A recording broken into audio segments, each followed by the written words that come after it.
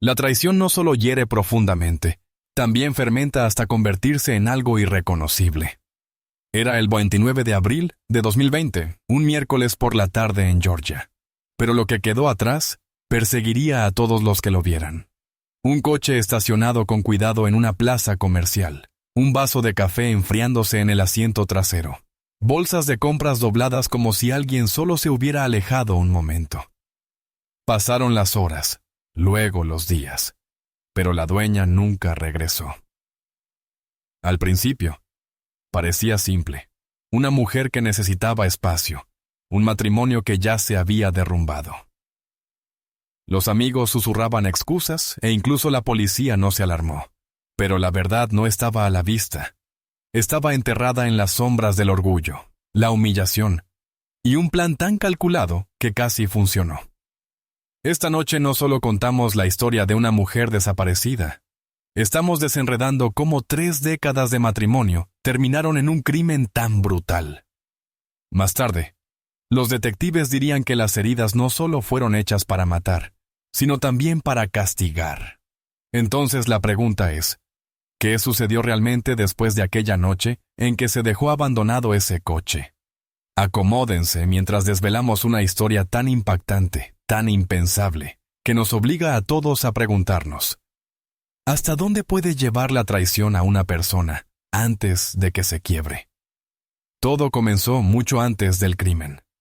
Para entender cómo llegó tan lejos, hay que regresar al principio de la historia de Calvin y Mónica. Calvin Brooks nació en Mount, Georgia, en 1958. Su vida no fue fácil, pero sí estable. Su padre trabajaba largas jornadas en los ferrocarriles. Su madre cosía por encargo, y juntos le enseñaron el valor del trabajo duro, la disciplina, y no pedir nunca más de lo que pudieras ganar con tus propias manos. Quienes conocieron a Calvin en su juventud dirían que era serio, callado, incluso un poco anticuado. No era ostentoso, no era del tipo que se adaptaba a los tiempos. Era el tipo de hombre que creía que debías levantarte todos los días, cumplir tus horas de trabajo y mantener a tu familia unida sin importar qué. Y durante casi 40 años, eso fue exactamente lo que hizo. Turno tras turno en una acería hasta que finalmente se jubiló. Ese era Calvin. Predecible, leal. Un hombre que pensaba que la base que había construido nunca podría tambalearse. Ahora, Mónica era diferente. Nacida en Atlanta, en 1962. Era hija de una maestra. Donde Calvin era callado, ella era radiante. Tenía una calidez que atraía a la gente. Cantaba en coros de iglesia, hacía voluntariado en programas locales y tenía una ambición que iba mucho más allá de lo que Calvin jamás pudo imaginar. Le gustaba ser vista, escuchada, notada. A los 19 años conoció a Calvin en un picnic de la iglesia. Él estaba de pie, incómodo junto a la mesa de comida, y ella fue quien se acercó directamente a iniciar la conversación. Esa era Mónica. Extrovertida, vivaz y sin miedo a dar el primer paso. Para Calvin, que siempre había sido tímido y reservado, fue como ser arrastrado hacia la luz del sol. Y desde ese momento, nunca la dejó ir. En 1986 ya estaban casados. Construyeron su primer hogar en Decatur, Georgia. No era una mansión, ni mucho menos, pero era suyo. Una casa modesta con un patio lo bastante grande para barbacoas de verano y una entrada donde los niños podían andar en bicicleta. Allí criaron a 2 hijos, Kimberly, hoy de 34 años, y Terrence, de 30. Kimberly se convirtió en enfermera, compasiva, enfocada, un poco como su madre. Terrence tomó un camino distinto, convirtiéndose en camionero, estable y trabajador, muy parecido a su padre. Durante años parecía que la familia Brooks había escrito la perfecta historia americana. Iglesia todos los domingos, comidas al aire libre en verano, reuniones vecinales donde Calvin asaba costillas y Mónica reía más fuerte que todos. Para cualquiera que mirara desde afuera, eran sólidos, ovejki, confiables, el tipo de pareja a la que la gente señalaba y decía, así es como luce el amor duradero. Pero el tiempo tiene una forma de mostrar grietas incluso en los muros más fuertes. A medida que los hijos crecieron y siguieron sus propios caminos, la energía dentro de aquella casa en Deckard comenzó a cambiar. Calvin siguió siendo exactamente quien siempre había sido: disciplinado, aferrado a sus costumbres, trabajando, comiendo, durmiendo, repitiendo. Pero Mónica empezó a querer algo más. Las mismas viejas tradiciones que antes la hacían sentir segura, ahora empezaban a parecer cadenas. Las discusiones surgieron, pequeñas al principio. Dinero, planes de fin de semana, nuevos hábitos de ella que Calvin no entendía. Ella quería libertad, probar algo más allá de la rutina, mientras Calvin se aferraba a la vida que creía inquebrantable. Lo que antes eran risas se convirtió en largos silencios en la cena. Lo que antes era afecto fácil se transformó en teléfonos bloqueados y noches tardías. Y aquí es donde la historia empieza a torcerse. 33 años de matrimonio. 3 décadas enteras de construir una vida juntos. Ahora estaban de pie sobre una falla. Y uno tiene que preguntarse, ¿el amor sobrevive realmente por pasión o solo es la rutina la que mantiene unidas a las personas? ¿Qué piensas? ¿Desde dónde nos estás viendo ahora mismo? Deja tu ubicación en los comentarios porque esta historia solo se pondrá más intensa a partir de aquí. Era 2018, cuando un nuevo nombre comenzó a entretejerse en la vida de Mónica Brooks, un nombre que Calvin apenas notó al principio, pero que lo cambiaría todo: Tyrese Jackson. En la superficie parecía cualquier otro joven entrenador personal que intentaba ganarse la vida en Georgia. Pero debajo de eso, Tyrese tenía su propia historia. Solo tenía 28 años, nacido y criado en Savannah, y su vida no había sido fácil. Venía de un vecindario donde las tentaciones esperaban en cada esquina, donde el crimen no era solo una opción, sino que a veces parecía el único camino. Sin embargo, Tyrese luchó por salir de allí. Encontró disciplina en el único lugar que le dio estructura: el gimnasio. Día tras día se volcó en el acondicionamiento físico, levantando pesas, corriendo, esculpiendo su cuerpo hasta que se convirtió en su boleto de escape.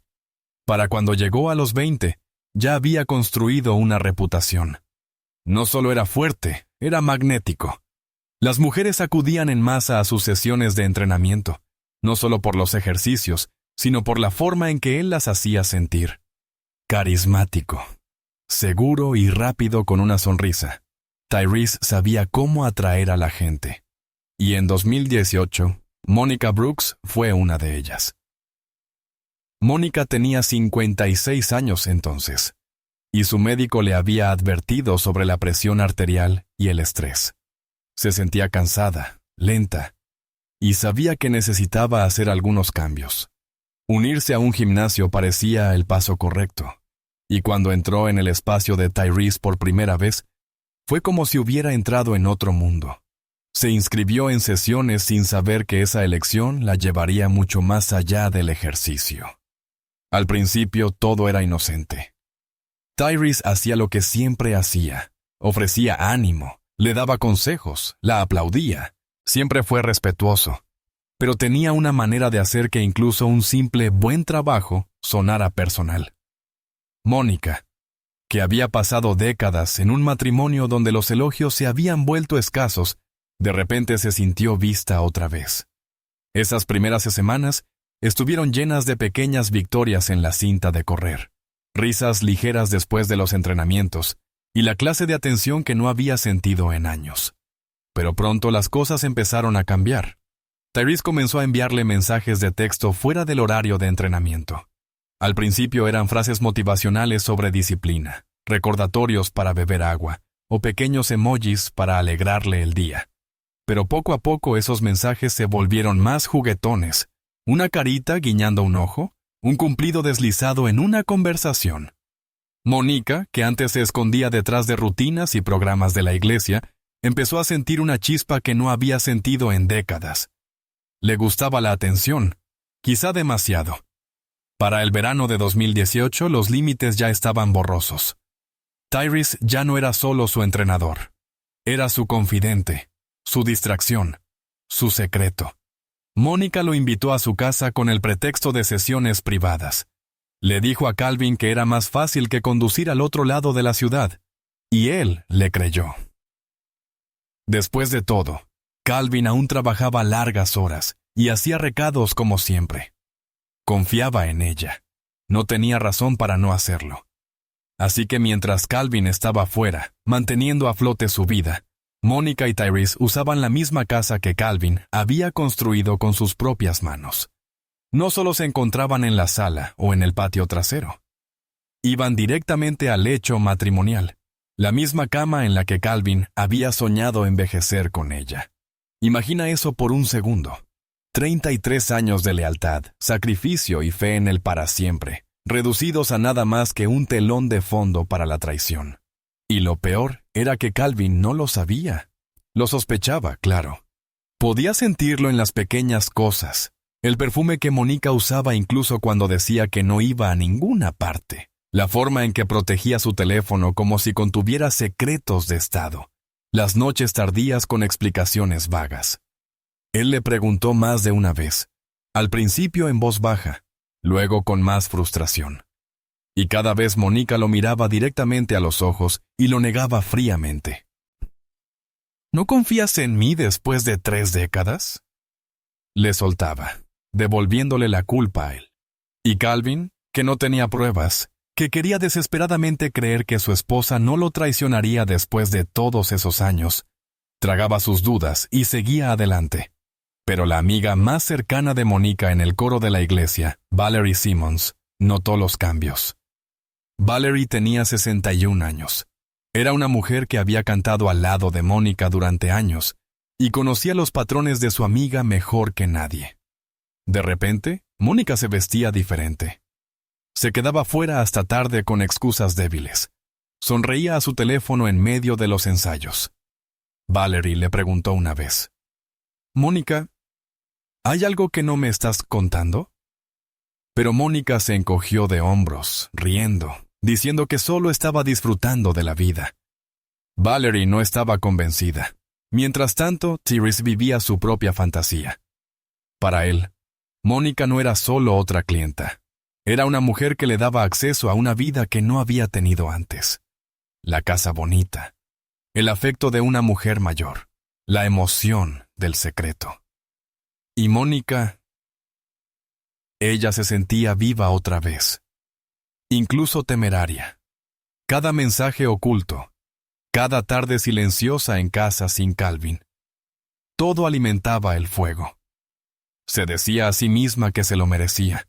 Después de años de rutina, después de décadas de ser pasada por alto. Calvin, sin embargo, no era ciego. Vio lo suficiente como para saber que algo era diferente, pero no lo suficiente como para probarlo. Y aún así, se convenció de que estaba exagerando. Se dijo que era solo la edad, solo el estrés, solo la forma natural de las cosas. Al fin y al cabo, ¿no habían llegado ya a los 33 años juntos? Seguramente eso significaba algo. Seguramente valía más que unas cuantas noches tardías. Pero en el fondo, la semilla de la duda ya había sido plantada. Y aquí es donde la tensión entre la confianza y la traición echa raíces.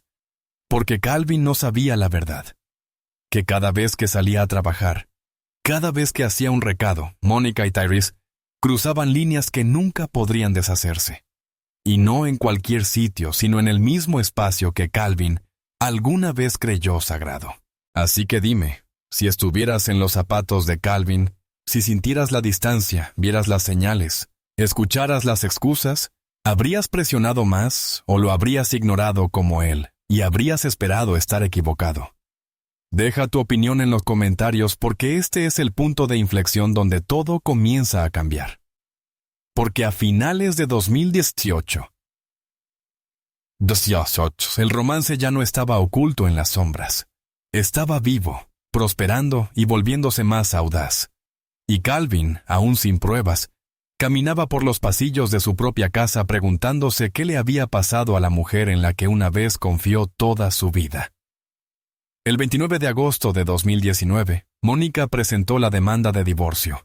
Los documentos citaban diferencias irreconciliables, poniendo fin a 33 años de matrimonio. Para Calvin Brooks, esas palabras no eran solo letras mecanografiadas en un papel. Eran una sentencia de muerte para la vida que pensaba inquebrantable. Se quedó allí, mirando el documento, con las manos pesadas, el pecho apretado, preguntándose cómo algo en lo que había invertido décadas podía reducirse a 2 palabras frías. Recordó el picnic de la iglesia en 1981, donde se conocieron. La promesa hecha en 1986, los hijos que criaron bajo un mismo techo. Y ahora, con un trazo de tinta, Mónica había cerrado el libro de su historia. Para todos los demás podía parecer simple.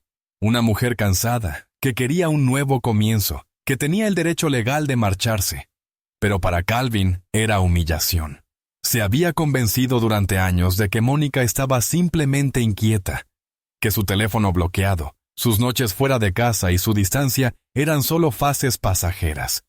Se aferró a la creencia de que quizá era la edad, quizá el estrés, quizá la rutina desgastándolos. Pero con esos papeles, Mónica dejó clara su verdad. Ya no lo quería. El impacto no se detuvo con él. Sus 2 hijos se vieron obligados a elegir un bando. Kimberly, la hija, que siempre se había inclinado más hacia su madre, eligió a Mónica sin dudar. Le dijo a Calvin que después de 33 años, quizás su madre merecía algo diferente, algo mejor. Escuchar a su propia hija ponerse de parte de Mónica fue un golpe que nunca vio venir. Era como ver un pedazo de su corazón salir de su pecho y marcharse. Terrence, en cambio, se mantuvo firme con su padre. Le dijo a Calvin que lo entendía, que pasara lo que pasara no lo dejaría afrontar esa humillación solo. Pero el daño ya estaba hecho. Una familia que alguna vez estuvo unida ahora, estaba partida en 2. Y Calvin sentía la fractura cada vez que sonaba el teléfono, cada vez que se sentaba a la mesa con una silla vacía. Y luego vinieron los susurros. En el trabajo, donde siempre había sido respetado, los rumores se propagaron como fuego. Sus compañeros le lanzaban miradas imposibles de ignorar, algunas de lástima, otras de juicio silencioso. Casi podía escuchar sus voces. «Supiste, su esposa lo dejó después de 33 años. Ahora está con otro». Era insoportable. No solo enfrentaba el colapso de su matrimonio, cargaba con la vergüenza en público. En la planta, donde había entregado casi 4 décadas de su vida, su dignidad se estaba desmoronando. Una noche abrió su corazón a su mejor amigo, Earl Davis, un hombre que lo conocía desde la adolescencia. Sentados en el viejo bar que frecuentaban en su juventud, Calvin apretó los puños alrededor de un vaso y murmuró palabras llenas de amargura. «Le di mi vida, ahora quiere tirarla como basura». Earl, más viejo y sabio, intentó hacerlo entrar en razón, decirle que lo soltara, que empezara de nuevo.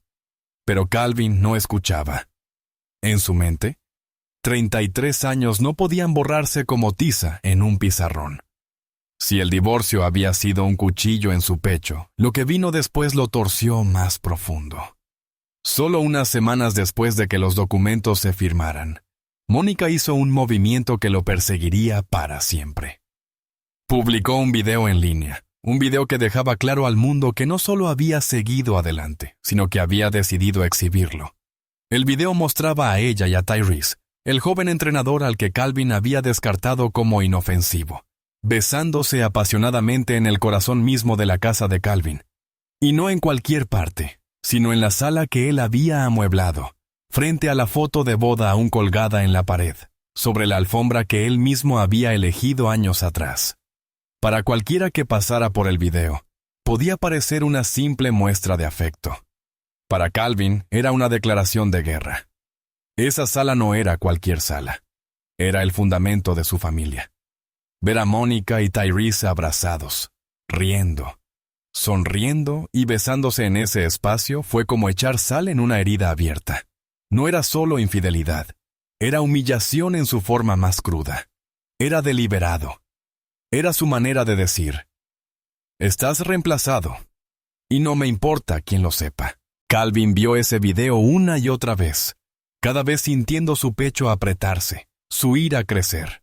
Para él, no era solo Mónica traicionándolo, era Mónica burlándose de él. A su amigo Earl finalmente le explotó en un arranque de furia, con la voz temblando. Lo metió en mi casa, lo dejó entrar en mi cama, y luego se lo mostró al mundo. Esa frase no era solo ira, era el resumen de cada herida, cada traición, cada humillación que había soportado. Ahora dime algo. Si tú estuvieras en los zapatos de Calvin, viendo ese video de la mujer con la que compartiste toda tu vida, de pie en tu sala con otro hombre, ¿te habrías marchado en silencio? ¿O esa imagen se habría grabado en tu alma hasta cambiarte para siempre? Deja tu respuesta en los comentarios, porque este es el tipo de encrucijada que define a las personas. Algunos siguen adelante, otros se quiebran. El divorcio fue el comienzo, pero ese video fue el punto de inflexión. Le arrancó a Calvin la última hebra de dignidad a la que se aferraba. Podía vivir con que Mónica se marchara. Incluso podía vivir con que encontrara a alguien nuevo. Pero que se lo restregara en la cara, que lo hiciera en el único lugar que creía sagrado, y que además lo difundiera para que otros lo vieran, era algo que nunca podría perdonar. Y desde ese momento, Calvin no era solo un hombre abandonado. Era un hombre consumido por la traición. Mientras Mónica y Tyrese se besaban para la cámara, mientras sonreían y exhibían su nueva vida sin vergüenza, Calvin se sentaba en silencio, con los ojos fijos en la pantalla, con esas palabras retumbando en su cabeza como un tambor. Lo metió en mi casa, lo dejó entrar en mi cama, y luego se lo mostró al mundo. Ese fue el momento en que Calvin Brooks dejó de ser el hombre que solía ser. El golpe final llegó el 29 de octubre de 2019, apenas 2 meses después de que el divorcio se finalizara, cuando Mónica se casó con Tyrese en una ceremonia privada. Calvin no había sido invitado y se enteró como todos los demás a través de las fotos de la boda en línea. Para él fue como recibir un puñetazo directo en el estómago. Sonrisas perfectas, Mónica resplandeciendo en un vestido blanco, Tyrese erguido a su lado con orgullo. No era solo una boda, era confirmación, prueba innegable de que la aventura no había sido un simple capricho, sino algo real, algo en lo que ella estaba dispuesta a poner su nombre completo. 33 años de matrimonio, borrados en apenas 2 meses, reemplazados por un hombre lo bastante joven como para ser su hijo.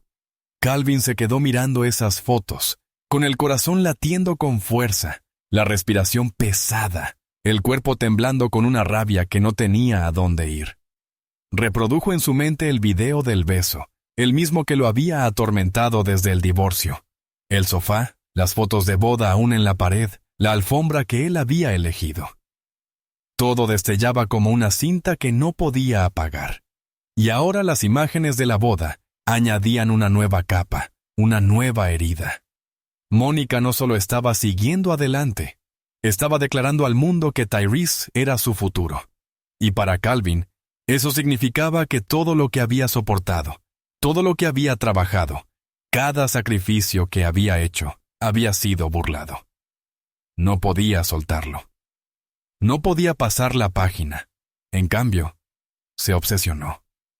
Día tras día, Calvin se sentaba solo en esa casa, murmurando entre dientes mientras las imágenes se repetían en su mente. A veces lo susurraba, otras veces lo escupía como veneno, pero las palabras nunca lo abandonaban. Los vecinos también notaron el cambio. El hombre que alguna vez había sido estable, predecible, el que cortaba su césped los sábados y saludaba a todos los domingos, ahora se quedaba sentado en su camioneta durante horas. Estacionaba en rincones oscuros del vecindario, a veces junto a viejos almacenes, a veces cerca de terrenos abandonados. Y mientras la gente pensaba que solo se ahogaba en whisky, había algo más detrás de esas ventanas. Un frasco en la mano, rabia en el pecho y ojos escaneando lugares donde nadie se molestaba en mirar. No solo se estaba lamentando. Estaba observando, planeando, pensando. Se había vuelto más callado, retraído, una sombra del hombre que solía ser. Pero había método detrás de ese silencio. Mientras amigos y vecinos sacudían la cabeza, asumiendo que el dolor lo había consumido, Calvin estaba calculando. Empezó a dar pasos que parecían ordinarios desde afuera, pero que tenían intenciones oscuras escritas en cada uno. Durante los meses posteriores a la boda, 6 meses para ser exactos, comenzó a hacer compras que nadie cuestionó en ese momento. Cinta adhesiva, lonas, botellas de lejía, un cuchillo de caza. Cada artículo por sí solo podía explicarse, pero juntos dibujaban el retrato de alguien que se preparaba para algo mucho más allá del duelo. Estas no eran las acciones de un hombre que seguía adelante. Eran los movimientos de un hombre cuya humillación se había endurecido en obsesión. Nadie sabía que estaba explorando lugares, preparando el momento en que actuaría. La noche del 29 de abril de 2020, exactamente 6 meses después de que Mónica se volviera a casar, Calvin Brooks finalmente puso en marcha su plan. No fue un arrebato repentino. No fue un accidente. Fue una noche que había preparado, repasado en su mente una y otra vez, hasta que cada detalle quedó grabado en sus pensamientos. Esa tarde, mientras el mundo seguía con normalidad, Calvin condujo hasta el estacionamiento del lugar de trabajo de Mónica. Sabía su horario. Conocía sus hábitos. Sabía que Therese aún estaría en el gimnasio, ocupado con sus clientes, y que Mónica caminaría sola hacia su coche. Eso no era coincidencia, era planificación cuidadosa. Calvin esperó en su camioneta, estacionada lo bastante atrás para no ser notado, con las manos firmes de una manera en que no lo habían estado en semanas. Dentro de la cabina llevaba 2 objetos, un pequeño ramo de flores y una carpeta manila. Para cualquiera, podía parecer el gesto de un exesposo intentando hacer las paces, tal vez cerrar asuntos pendientes. Pero Calvin lo sabía bien. No eran ofrendas de paz, eran carnada. Cuando Mónica apareció caminando hacia su coche, Calvin bajó y se dirigió hacia ella. Las cámaras de seguridad captaron esos pocos momentos. Los últimos momentos en que se vio con vida a Mónica Brooks. Las imágenes mostraban a Calvin acercándose con las flores en una mano y la carpeta en la otra. Mónica se detuvo en seco. Casi puedes imaginar la duda en su rostro. El destello de incertidumbre. El cálculo de si detenerse o seguir caminando. Él le habló. Sus palabras demasiado bajas para que las cámaras las captaran. Pero lo que sea que dijo, la hizo detenerse. Quizás le dijo que solo quería arreglar unos papeles. Quizás le dijo que solo tomaría 1 minuto. Fuera lo que fuera, ella no se dio la vuelta ni gritó. En cambio, caminó con él.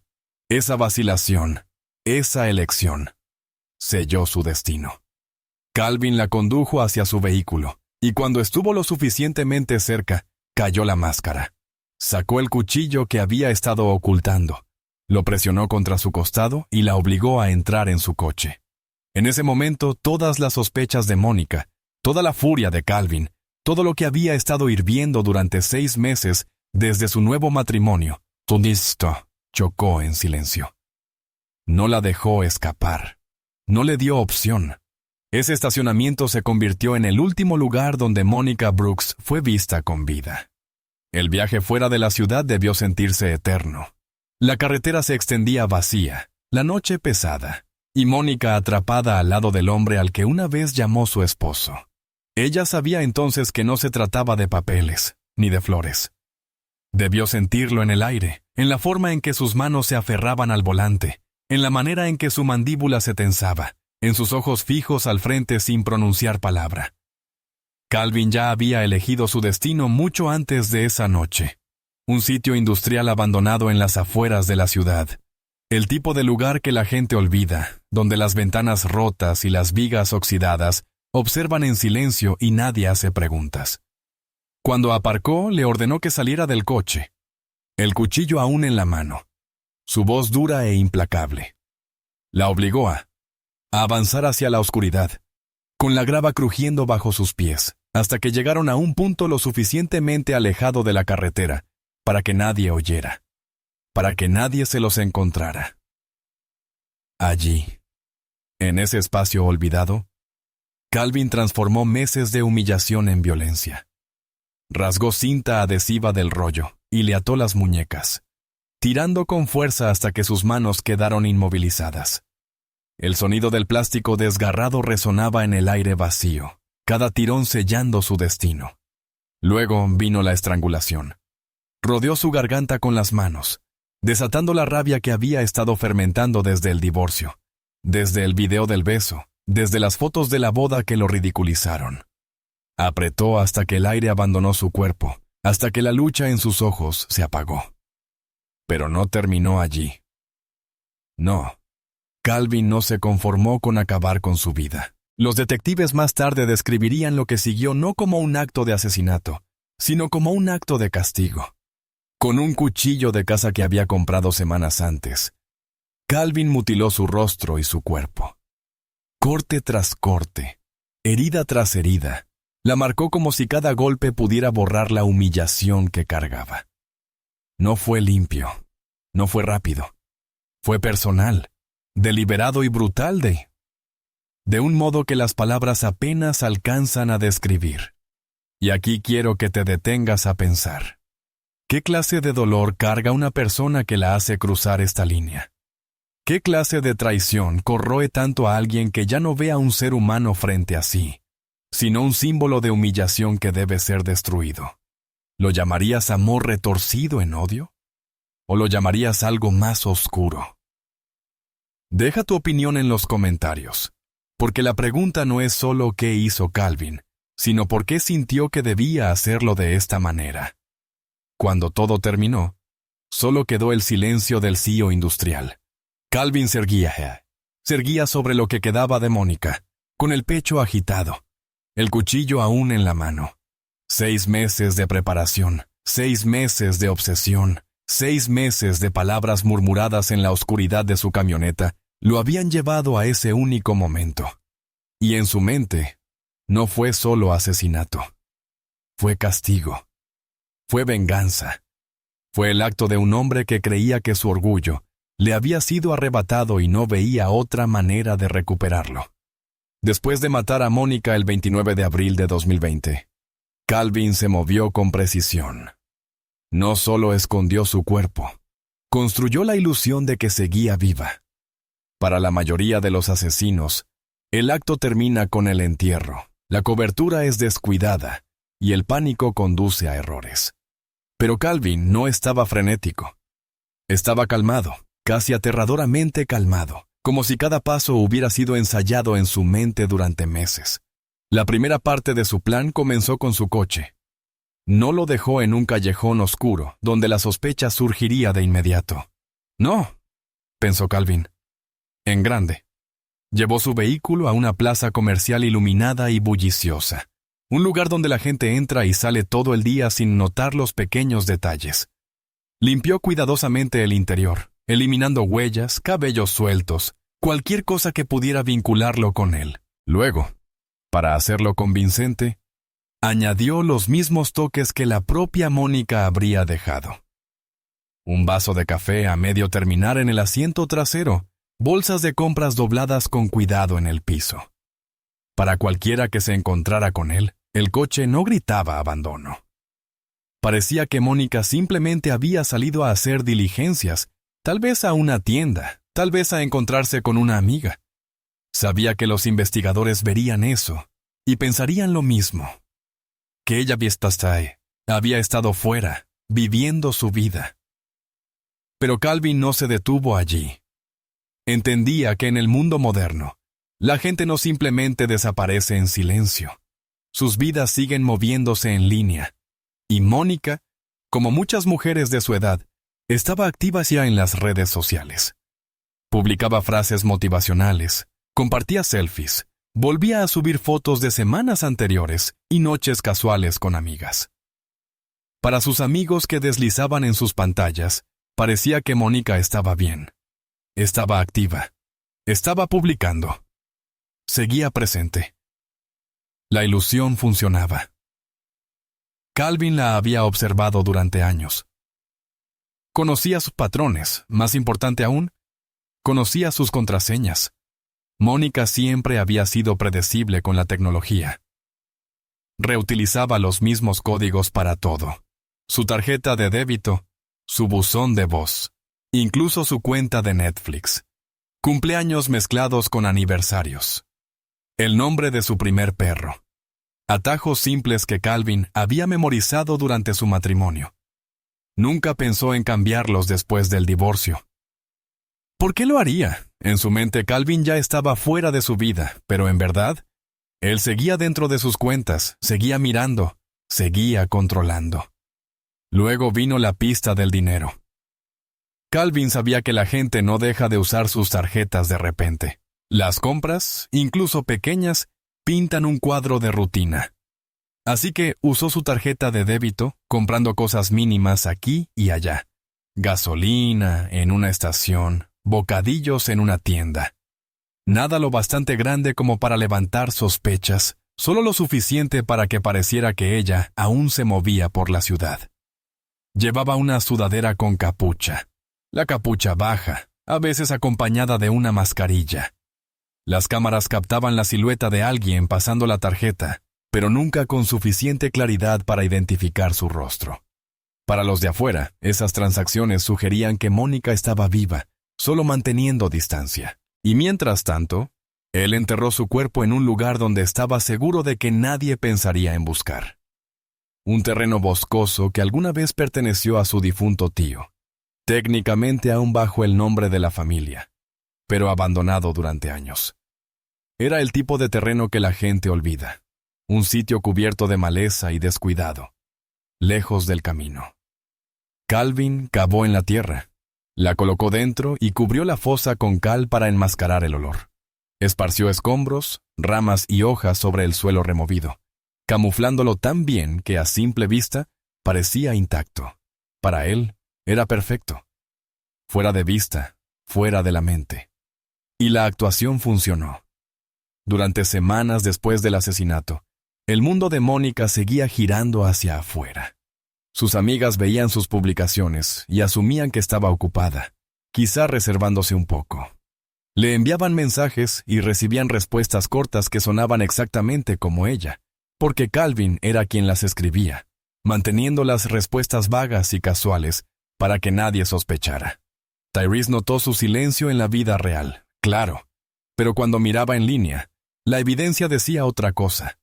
Su Facebook estaba activo. Su tarjeta de débito se usaba.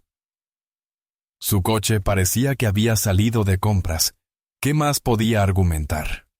Incluso la policía, cuando los rumores de preocupación llegaron a ellos, no se alarmó. Para ellos, Mónica parecía una mujer estresada, tomando espacio. Calvin, sentado en su camioneta con el teléfono desechable vinculado a sus cuentas, debía sentirse intocable. Cada vez que programaba una publicación, cada vez que pasaba su tarjeta, cada vez que alguien deslizaba frente a una foto y creía que ella seguía viva, reforzaba la ilusión. Y por un tiempo funcionó a la perfección. No solo estaba cubriendo sus huellas, estaba reescribiendo su existencia, controlando su huella digital como un titiritero. Pero aquí está la parte que te hace detenerte a pensar. ¿Por qué Mónica no cambió sus contraseñas? ¿Por qué no lo bloqueó por completo después del divorcio? Quizá fue confianza. Quizá fue descuido. Quizá simplemente nunca imaginó que Calvin usaría algo tan simple en su contra. Y, sin embargo, esa previsibilidad se convirtió en su perdición. Calvin accedió fácilmente a sus cuentas usando aquellas combinaciones antiguas que había memorizado durante décadas de matrimonio. No necesitó habilidades de hacker. No necesitó herramientas especiales. Todo lo que necesitó fue memoria. Y eso le dio poder sobre todo lo que ella dejó atrás. Lo que Calvin no consideró fueron los rastros digitales que él no podía ver. Cuando programaba publicaciones y respondía mensajes, todo quedaba vinculado a dispositivos y direcciones IP. Los detectives más tarde solicitaron los datos y mostraron que la actividad de Mónica no provenía de su teléfono en absoluto. Venía de la computadora portátil de Calvin, conectada a sus cuentas. Cada publicación programada, cada respuesta breve a las amigas que sonaba casual, cada actualización destinada a mantener alejadas las sospechas, terminó siendo otro clavo en su ataúd. Lo que él pensó que era ingenioso acabó fortaleciendo el caso en su contra. Para diciembre de 2020, los investigadores empezaron a sospechar discretamente. En la superficie, todo parecía creíble. El coche de Mónica en la plaza comercial, su tarjeta de débito aún en uso, su Facebook activo. Pero para los detectives que entendían cómo funcionan las huellas digitales, las cosas no cuadraban. Obtuvieron los registros y vieron los patrones. La misma dirección IP aparecía una y otra vez. El mismo dispositivo, que no era el teléfono de Mónica, generaba la mayor parte de la actividad. Y cuando lo rastrearon, no encontraron a Mónica al otro lado. Encontraron a Calvin sentado frente a un portátil en su propia casa. La segunda grieta de su plan vino de la pista del dinero. Calvin creía que estaba siendo cuidadoso. Pequeñas compras en gasolineras y tiendas de conveniencia, nada lo bastante grande como para llamar la atención. Pero los bancos guardan registros y los investigadores prestan atención a las marcas de tiempo. Recuperaron las grabaciones de vigilancia de los momentos exactos en que se pasó la tarjeta de Mónica. ¿Y qué encontraron? La camioneta de Calvin, estacionada cerca. Una figura enmascarada con sudadera y capucha, haciendo la compra. Pensó que el disfraz bastaba, pero el vehículo lo delató. Era la misma camioneta en la que los vecinos lo habían visto sentado durante meses, la misma con la que iba a esos almacenes abandonados. No tardaron en conectar los puntos. Si Mónica supuestamente seguía viva, ¿por qué la camioneta de su esposo aparecía siempre cerca cuando se usaba su tarjeta? Luego llegaron los datos de las antenas de telefonía. La noche en que Mónica desapareció, el 29 de abril de 2020, el teléfono de Calvin se registró cerca del garaje de la oficina de ella. Horas después volvió a registrarse cerca del sitio industrial abandonado a las afueras de la ciudad. Pero lo que lo remató no fue solo el teléfono de Calvin, el de Mónica. El que él llevaba consigo, pinguó en los mismos lugares, a las mismas horas. Para la fiscalía, aquello fue condenatorio. No había una persona desaparecida tomándose un descanso. No había misterio sobre su desaparición. Los últimos movimientos de Mónica estaban atados directamente a Calvin. El verdadero punto de inflexión no vino de una pantalla ni de una antena, sino de la tierra misma. Calvin creyó haber elegido el lugar perfecto para enterrarla. Terreno familiar, olvidado. Un parche boscoso que ya a nadie le importaba. Pensó que la cal ocultaría el olor y los restos cubrirían el suelo removido. Pero la naturaleza tiene forma de revelar secretos. A finales de diciembre de 2020, fuertes lluvias de invierno azotaron Georgia. El suelo se ablandó, la tierra se movió y parte de la lona con la que Calvin había envuelto a Mónica salió a la superficie. Fue suficiente para que un cazador que pasaba notara algo extraño, lo que parecía tela, medio enterrada. Se agachó, vio la decoloración y llamó a la policía. Cuando los investigadores llegaron y empezaron a excavar, la verdad se reveló en la fría tierra de diciembre. El cuerpo de Mónica, parcialmente descompuesto, atado con cinta adhesiva y mutilado de un modo que hizo que incluso detectives veteranos se detuvieran. El olor, la escena, la brutalidad. Era innegable. No era solo un entierro. Era rabia tallada en carne. Con meses de antigüedad pero aún elocuente. Más tarde dirían que las heridas no buscaban solo terminar con su vida, sino castigarla. Un acto final de crueldad que mostraba lo personal del crimen. Desde ese momento, el supuesto plan brillante de Calvin se desmoronó por completo. Rastrearon la lona hasta rollos hallados en su taller. Compararon fibras y encontraron coincidencias perfectas. Tiraron de los recibos y vieron compras de cinta adhesiva, lonas, lejía y el cuchillo de caza, todas fechadas semanas antes del asesinato. Revisaron el historial de su portátil y vieron inicios de sesión en las cuentas de Mónica días después de que supuestamente hubiera desaparecido. Cada ilusión que creía haber construido se convertía en evidencia apilada en su contra. El 7 de enero de 2021, la investigación cerró el círculo. Con el cuerpo de Mónica recuperado, el rastro digital apuntando a Calvin, y los recibos junto con las imágenes de vigilancia atando todo. Los detectives se movieron rápido. Lo pusieron bajo vigilancia. Observaron sus movimientos, documentaron cada paso. Y cuando llegó el momento, lo cercaron. Las cámaras ya habían situado la camioneta de Calvin en la zona días antes del entierro. La lona usada para envolver el cuerpo de Mónica se rastreó hasta una ferretería donde Calvin había hecho compras en efectivo semanas antes del crimen. No necesitaban su confesión. La evidencia gritaba la verdad por él. Y aquí quiero que te detengas y pienses de verdad. ¿Crees que Calvin aún se sentía intocable incluso después de que la tormenta dejara al descubierto la tumba?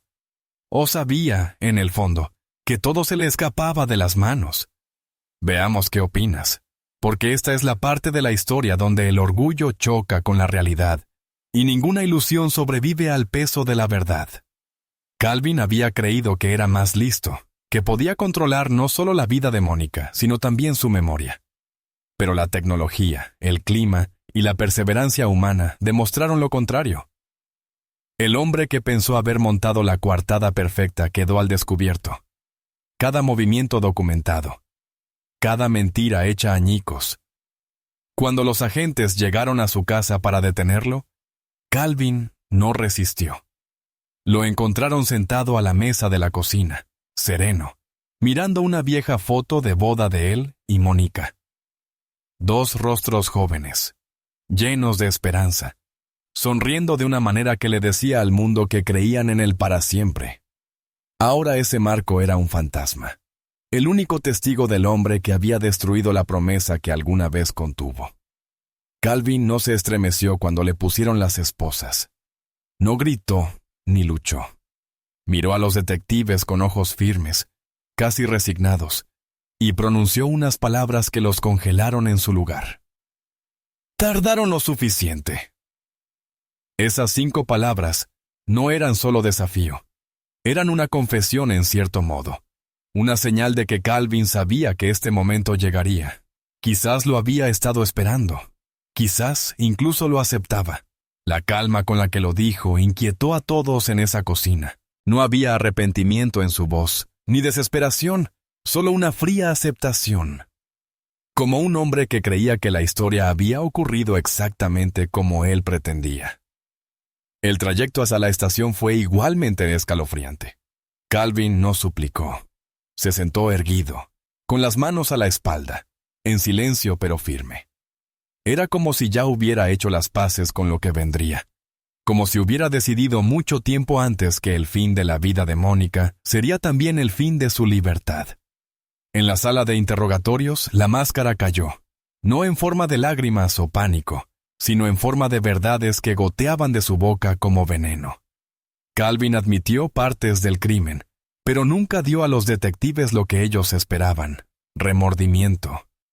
Se recostó en su silla, con la mirada fija, y empezó a justificarse con palabras que revelaban todo sobre la rabia que lo había impulsado.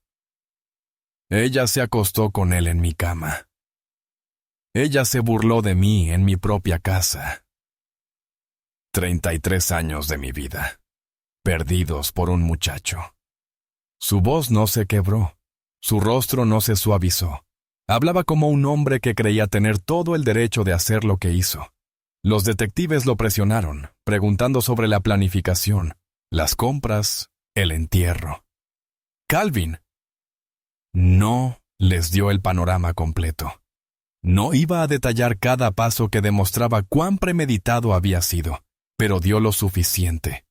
Lo suficiente para mostrar que no se trataba de un crimen pasional, no de un error en un arrebato. Era humillación convertida en misión. Un hombre que se sintió despojado de su dignidad y decidió tallar su venganza en la mujer a la que alguna vez prometió proteger. Lo escalofriante no fue solo lo que dijo, sino cómo lo dijo, plano, calmado, sin vacilación, como alguien que enuncia un hecho y no como quien confiesa un asesinato. Calvin se convirtió en un esposo traicionado transformado en verdugo, un hombre que convirtió la humillación en un plan y lo ejecutó sin piedad. El juicio de Calvin comenzó en septiembre de 2021 y rápidamente se convirtió en uno de los más seguidos en Georgia ese año. El tribunal estaba lleno, el ambiente cargado de curiosidad y tensión. La gente quería ver al hombre que había convertido un matrimonio de 33 años en uno de los casos de asesinato más brutales del estado. Los fiscales no perdieron tiempo en presentar su caso, y desde la declaración inicial quedó claro que no iban a dejar que el jurado viera esto como algo menos que un asesinato premeditado. Comenzaron pintando el cuadro de la traición, mostrando el video del beso que Mónica había publicado tras el divorcio, el mismo clip con el que Calvin se había obsesionado. Luego, llevaron al jurado paso a paso por la noche del 29 de abril de 2020. Cómo Calvin esperó en el estacionamiento con flores y una carpeta. Cómo obligó a Mónica a entrar en su coche. Cómo la estranguló y mutiló. Y finalmente, cómo elaboró una compleja ilusión para que pareciera que ella aún estaba viva. La estrategia de la fiscalía era clara. Esto no era pasión, no era furia repentina, era planificación. Presentaron recibos que Calvin creía ocultos. Cinta adhesiva, lonas, lejía y cuerda. Todo comprado semanas antes del crimen. Mostraron al jurado cada comprobante, cada marca de tiempo, cada registro de tienda. Luego introdujeron los registros de las antenas telefónicas. En una pantalla lado a lado, se veía el FBI, el teléfono de Calvin registrándose en el lugar de trabajo de Mónica la noche en que desapareció. Y luego, horas después, en el sitio industrial donde la estranguló. Y lo más condenatorio. El teléfono de Mónica se registró junto al suyo, moviéndose con él. Prueba de que no había desaparecido por elección, sino con él. La defensa luchó con fuerza, pero su ángulo fue la desesperación. Argumentaron que Calvin había explotado tras años de humillación, que aquello había sido el punto de quiebre de un hombre que había entregado su vida a un matrimonio solo para verlo desmoronarse en público. Lo pintaron como alguien llevado al límite, un esposo que perdió el control en una tormenta de traición. Suplicaron al jurado que lo viera no como una ejecución calculada, sino como la trágica explosión de un corazón roto. Pero cada vez que intentaban apelar a la simpatía, los fiscales respondían con hechos fríos. La cinta adhesiva no se compró en un arrebato de ira. Las lonas no fueron adquiridas en medio de una discusión. La lejía no se tomó en pánico. Cada uno de esos artículos se compró con calma, con previsión, con tiempo para reconsiderar. Esto no era la historia de un hombre que perdió la razón. Era la historia de un hombre que planeó. Uno de los momentos más emotivos llegó cuando Kimberly, la hija de Calvin y Mónica, subió al estrado. No dudó en testificar contra su padre. Su voz tembló a veces, pero sus palabras fueron firmes al contarle al jurado cómo su padre se había vuelto amargado y cómo su ira lo había consumido. Para Kimberly, ya no se trataba de lealtad, se trataba de verdad, de justicia para su madre. Y el peso de una hija volviéndose contra su padre frente a 12 jurados fue poderoso. Mientras tanto, Terrence, el hijo, permaneció en silencio durante el juicio. No testificó. No habló. Se sentó allí, figura de dolor silencioso, viendo al hombre que una vez defendió ahora despojado frente al mundo. Su silencio habló más que cualquier palabra. Tyrese, el esposo de Mónica, eligió no subir al estrado. Se sentó en la galería con la cabeza inclinada, aferrando su anillo de bodas. Evitó la mirada del jurado. Evitó las miradas del público. Pero su presencia se sintió. Cada vez que los fiscales mencionaban su nombre, cada vez que se hacía referencia al video de él con Mónica, se podía ver el dolor grabado en su rostro. Su silencio no era debilidad, era duelo. Los fiscales guardaron su golpe más fuerte para el final. Pusieron una pantalla mostrando la última pieza de evidencia: los registros de las torres de telefonía que rastreaban los teléfonos de Calvin y Mónica juntos. El silencio que cayó sobre la sala cuando apareció ese dato no se pareció a nada más en el juicio. No había manera de discutirlo, de darle vueltas, de disfrazarlo como un crimen pasional. Era deliberado. Era prueba. Y los jurados lo supieron. Ese momento fue el clavo en el ataúd. Finalmente, tras 3 semanas, el caso pasó al jurado. Deliberaron solo 6 horas. 6 horas fueron suficientes para decidir que la evidencia de premeditación era innegable, que la historia que la defensa intentó vender no coincidía con la realidad del crimen. Y mientras la sala esperaba el veredicto, con el aire pesado de tensión, estaba claro que, dijeran lo que dijeran, la vida de Calvin Brooks, tal como la conocía, había terminado. El 12 de octubre de 2021, Calvin Brooks fue declarado culpable de asesinato en primer grado, secuestro y abuso de un cadáver. No mostró emoción alguna cuando se leyó el veredicto, mirando al frente con la vista perdida. La decisión del jurado cayó con fuerza en la sala, pero Calvin permaneció inmóvil, el rostro convertido en una máscara que no delataba nada. Durante 3 semanas, la fiscalía había presentado cada pieza de evidencia. Ahora, el veredicto estaba allí, final, ineludible. Y él no pestañeó. Para algunos, su silencio parecía fortaleza. Para otros, parecía el vacío de un hombre que ya había aceptado su destino mucho antes de que la palabra culpable resonara en esa sala. Cuando llegó el momento de la sentencia, los 2 hijos adultos de Mónica y Calvin se dirigieron al tribunal. Ambos denunciaron a su padre, diciendo que había destruido no solo a su madre, sino a toda su familia, juntos. Sus voces llenaron la sala, y por un momento, todos pudieron sentir el peso crudo de hijos, obligados a cargar con las consecuencias de las decisiones de su padre. Calvin no se inmutó, no apartó la vista. Permaneció con la misma expresión vacía, como si el dolor de ellos ya no pudiera alcanzarlo. Luego vino la sentencia: cadena perpetua sin posibilidad de libertad condicional. Las palabras cayeron en el aire como un martillo, finales y absolutas. La historia de Calvin, fuera de esos muros de prisión, había terminado. Era un hombre atrapado no por amor, no por traición, sino por su propia arrogancia, sus propias decisiones, su propio orgullo. Y aquí quiero que te detengas y pienses de verdad. Calvin creía haber creado la coartada perfecta. Durante unas semanas parecía convincente. El Facebook de Mónica seguía publicando. Su tarjeta de débito aún se usaba. Su coche estaba ordenadamente en una plaza comercial, como si hubiera salido un momento a hacer un recado. Incluso la policía dudó al principio, engañada por el humo y espejos digitales. Pero la arrogancia siempre deja grietas. Calvin pensó que era más listo que todos, pero fue la lluvia, la tormenta que ablandó la tierra, el movimiento del suelo que expuso la lona que creyó oculta. Fueron las huellas digitales que dejó cada vez que inició sesión en sus cuentas, sin imaginar que los investigadores rastrearían la dirección IP hasta su propio ordenador. Fueron las torres de telefonía que situaron su teléfono junto al de Mónica en el momento exacto de su desaparición. No era tan ingenioso como creía. Y al final, no fueron solo los detectives quienes lo derribaron. Fue la propia naturaleza, la persistencia y la arrogancia de creer que no podía ser atrapado.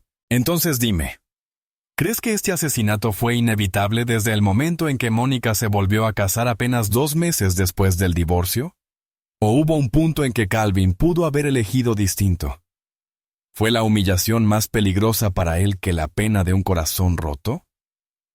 Deja tu opinión en los comentarios, porque esta historia no termina en un tribunal.